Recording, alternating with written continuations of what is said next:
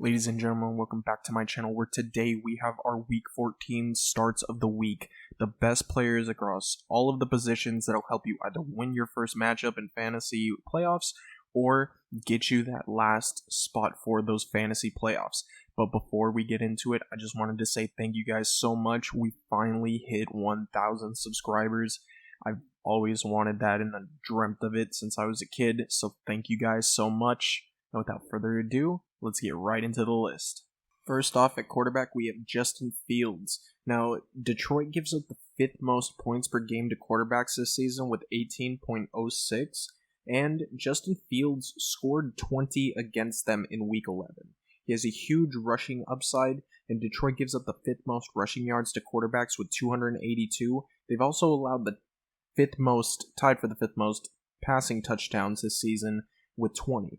I think that Justin Fields is one of those guys who is a great fantasy quarterback. It doesn't always translate into wins, but the fact of the matter is Justin Fields has always been a fantasy beast. I see him picking up a head of steam here against Detroit and going for something like 22, 23 points, probably 100 rushing yards and a rushing touchdown. And he just should be one of those guys you should start. Next up, we have Russell Wilson. Now, Russell Wilson is one of my quarterbacks that you're going to want to start for the rest of the year, especially going into fantasy playoffs, and it all starts right here. The Chargers give up the fourth most points per game to quarterbacks with 18.75. Wilson's currently sitting at the number 14 fantasy quarterback with a defense that gives up the second most passing yards with just under 3,500. They've also forced the second least interceptions in the NFL with just 6.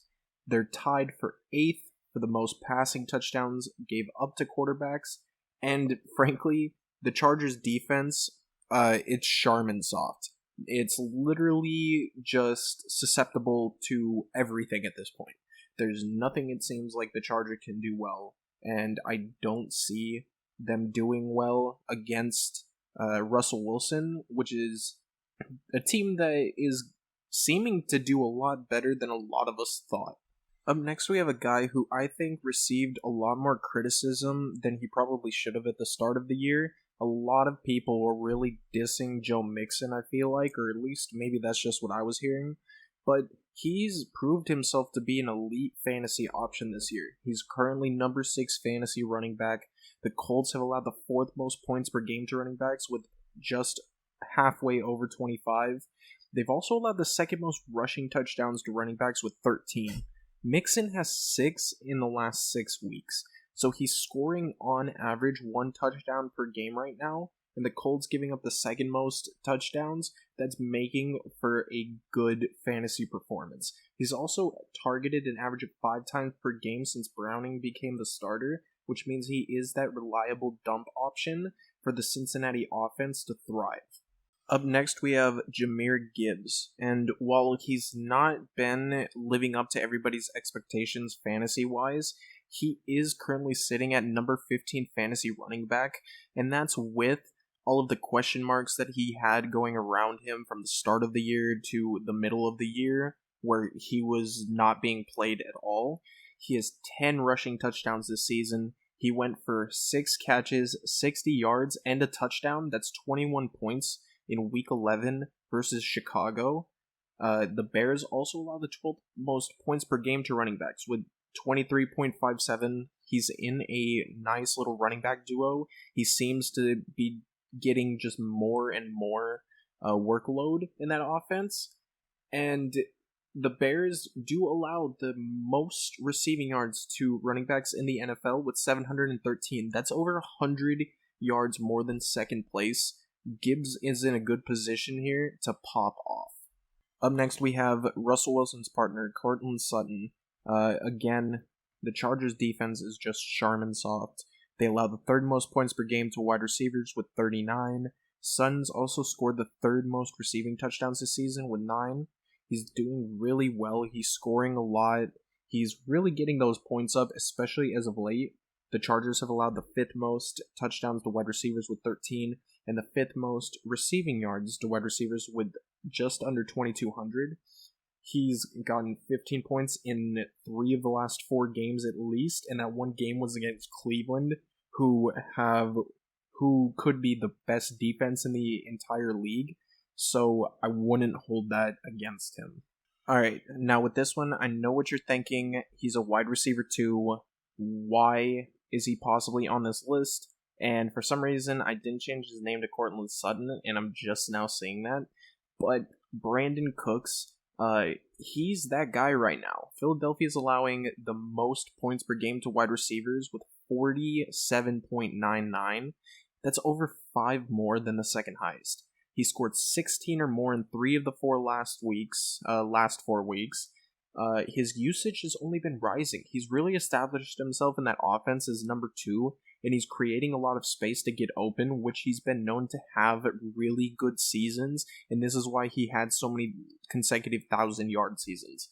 Brandin Cooks, he's just that guy. And Philadelphia has allowed the most pass touchdowns to wide receivers with 21, and Cooks currently has 3 in the last 4 weeks. I see him popping off this week against a defense that was literally exposed versus the 49ers last week, and I think they keep the momentum going.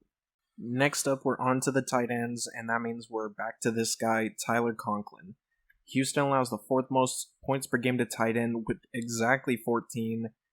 In Zach Wilson starts, who is the starting quarterback this week, he's the 2nd most targeted player behind the obvious Garrett Wilson. Houston allows the most targets to tight ends with 107 and the 2nd most receptions with 77. They've also allowed the 6th most receiving yards to tight ends, and I think that Conklin is in a really, really good position here to bounce back. And next up, we have David Njoku, another one of my fantasy winners for your season this year. He's going to go ahead and be one of these guys that I think is going to score 10 points consistently a week for the remainder. Jacksonville allows the 9th most points per game to tight ends with 12.8. He had 7 straight games of 6 targets or more. He's tied for the 2nd most targets with Flacco at quarterback now, who might be still playing quarterback. He's the number 11 fantasy tight end. He's got the 5th most overall targets for a tight end with 84. He's looking to bounce back after breaking a 6-game streak of at least 10 points. I think he's in a good position here, and I would start him. And last but not least, we have my overall favorite player of this week to start. You're going to go ahead and lock in Brock. Brock Purdy, he's currently the MVP frontrunner. He's really stepping up his game as of late. Seattle allows the 13th most points per game to quarterbacks with 16.76. He's the number 7 fantasy QB. He's coming off statistically his best game as a pro with over 300 yards passing and 4 touchdowns. He's got 3 of the last 4 games scoring 23 or more points per game, and in that time span, he has 11-to-1 touchdown to interception ratio. He's killing it. He's on top of his game. Go ahead and start the legend that is Brock Purdy. Alright, I had said that Brock Purdy was going to be the last guy, but we got a bonus one. We're going to do a kicker. If you're in fantasy leagues like me, where you got to start a kicker in a defense every week, you're going to want to go ahead and start Brandon Aubrey, who is perfect, 26 for 26 this year from range. He's got a tough divisional matchup for his team, so it should require them to make a lot more field goals rather than scoring touchdowns, although Philly's defense is extra soft. Brandon Aubrey should get plenty of opportunities here. He's the number 2 fantasy kicker. Start the man. And just like that, our Week 14 starts of the week are completely done. I just want to take this time once again to thank you guys all so much for sticking around, subscribing to my channel. I've already been given tons of messages and thoughts from people when I posted it on my social media, getting to 1K. It's been absolutely incredible. I never really did think that this would happen, so it does truly mean the world to me. If you guys enjoy these videos and want to see more like it, make sure you guys smash that like button, subscribe if you're new here, and I will catch you guys in the next one. Peace out. Really quick, guys, actually, make sure you guys are commenting. I would love to hear you guys' thoughts. I would love to hear what you guys have to say. If you guys have any recommendations for me, I would love to hear you guys' feedback. Please, I would greatly appreciate it. Thank you guys so much, and I'll catch you guys in the next one. Peace.